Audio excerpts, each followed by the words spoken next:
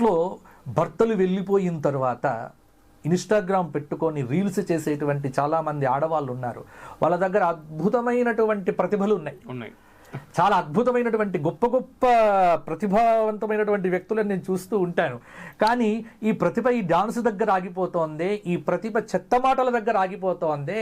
అటువంటి వ్యక్తులకు కూడా మేము గృహిణీల కోసం సనాతన ధర్మ శిక్షణ, ఎందుకంటే వారి మనుమల్లోకి చెప్పుకోవటానికి, వారి మనమరాళ్ళకు చెప్పుకోవటానికి మీరు కొంత మాకు టైం కేటాయించండి. ఖచ్చితంగా ఈరోజు పిల్లలు ప్రశ్న అడిగితే సమాధానాలు లేవు, తల్లిదండ్రుల దగ్గర లేవు.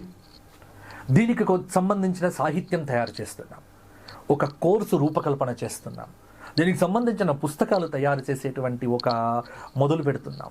కాబట్టి ఇవన్నీ కూడా ప్రతిదీ కూడా జగద్గురువుల ఆదేశంతోనే జరుగుతుంది.